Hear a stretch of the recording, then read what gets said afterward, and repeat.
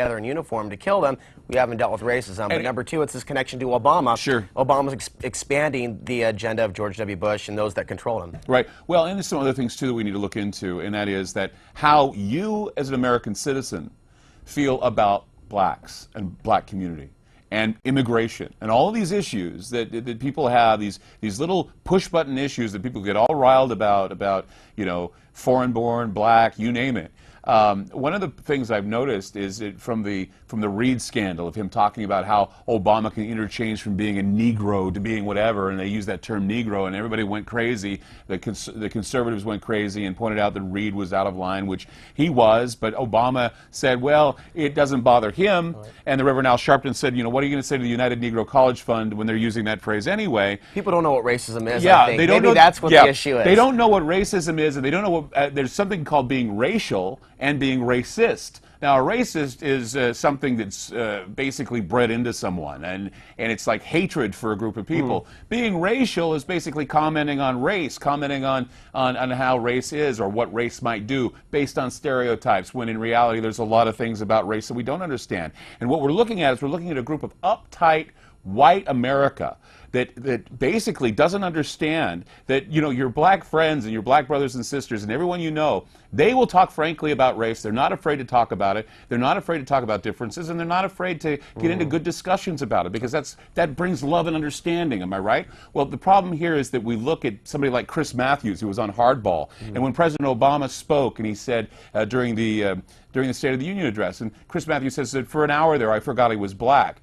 My problem here is what I see is there are a lot of white Americans, and I hate to pull liberal white, but it seems like that's the way it is. They want to vote their way away from their guilt, vote their way out of their guilt. Yeah, and basically what they do is they look at take action on the local level. They look at minorities as handicaps. They look at them as, well, they must be handicapped because, you know, they're black. So what we have to do is we have to set aside time for them. We have to feign our interest in them, and it's like, but you should be generally interested in them anyway as human beings, not because of racial tensions, issues, and polarization.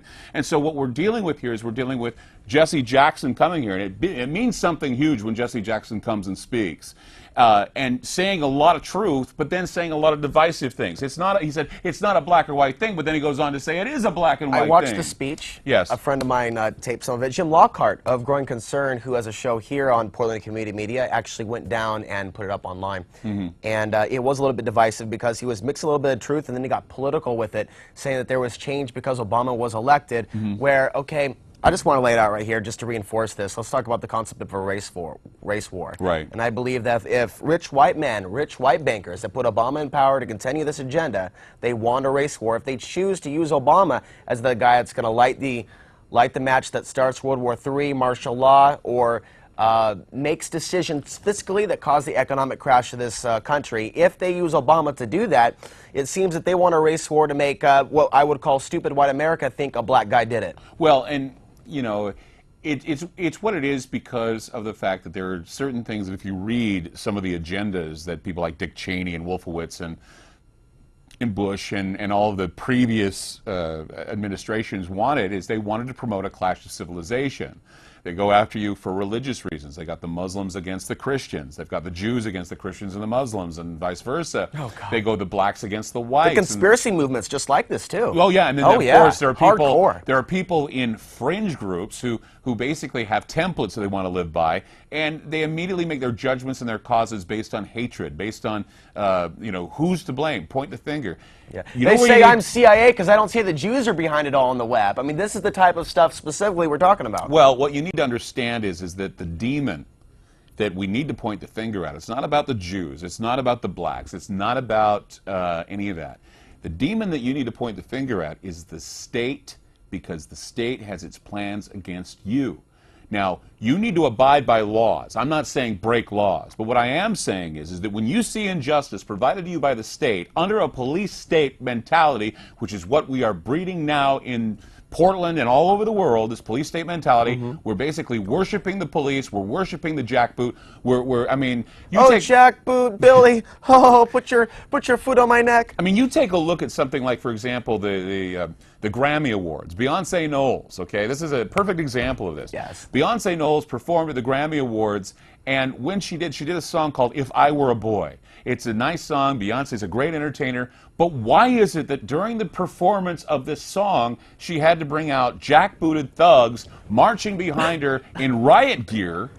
And it was, they were doing the whole Roman, Sieg Heil Stasi type of thing. And you showed me the video at the studio the other night, and I hadn't seen it before. And my first reaction was like, is she trying to warn us about the emerging police state, or is this another version, or this another form of predictive programming? It's acclamation. It's all about acclamation. It's basically saying that, and anyone who says, you got to keep a cool head about this, because you can't just say that all police officers are corrupt. True. You can't do it, because there aren't. I mean, there are a lot of people. I mean, I personally, my life in one instance in my career was saved by a group of police officers and military.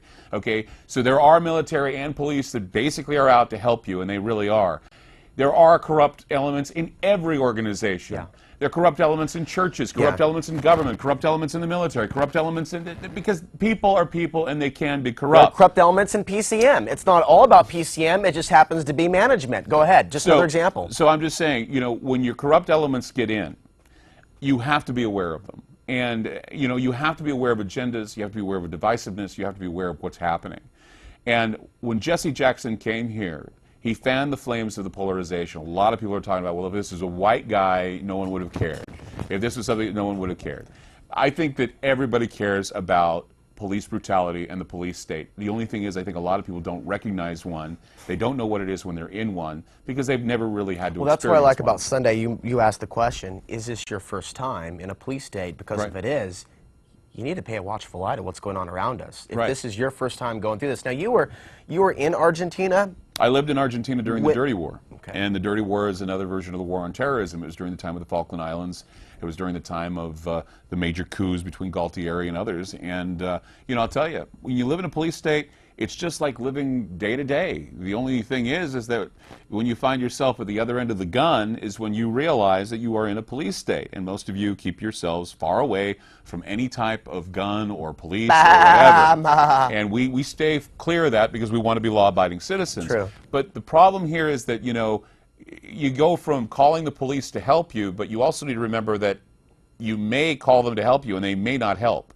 They may see you as a nuisance, they may see you as a problem, and their training and their background is to apprehend or to maintain some sort of sense of order, even if it means taking you out. Right. And that's why they're allowed all of these weapons now, sonic weaponry, ultrasound, LRAD weaponry, even tasers. The thing about tasers, that you need to take a look at tasers. Tasers are now, people are just so used to the idea of a taser's going to be used if you're unruly, but they overdo it. Yeah. And many people are dying as a result of tasering. And it doesn't end up in the mainstream news because people look at it as just some casual thing. Well, it's a mishap. But, here in Oregon, we're seeing a lot of people protesting. And it's not just here in Oregon. I was just reading today about the Bell case in New York, where a man was coming back from a bachelor party in New York. Sean Bell was his name. In fact, Sharpton and of course... is Sharpton here too? I don't know. I heard he was. Because I know he's monitoring the story. Jackson and Sharpton also spoke out about the situation with the Sean Bell case. And Sean Bell was another black man who just happened to be in the wrong place. He was in his car. They came out of the strip club. It was a bachelor party. They came out of the strip club, and the police opened fire and shot 54 bullets into this car, killing him and several other people. Another DWE, driving while black. And they basically did not have weapons, and it was a case of the grand jury was there. They said that the police were justified in doing what they were doing, and immediately have a group of people who are all angry and sad, and we're back to this again. Clyde, on the way to pick you up today, bring you to the studio, I was listening to Lars Larson to get his take on what was going on, and he was definitely playing the fear card of, anything could happen. It's just like the whole, fear of terrorists and why we need a police state. Anything can happen. Somebody might get shot if we don't take that risk and kill them first, bomb them first, maim them first. We can't take any chances. And this was the basis of his whole show. We have liberal fear, we have conservative fear, and everybody is fearful. They're afraid of, I was recently afraid of something that was coming out of Iran, and I basically, people are calling me an Islamophobe because of it. I'm not an Islamophobe, but I am very much aware of people who have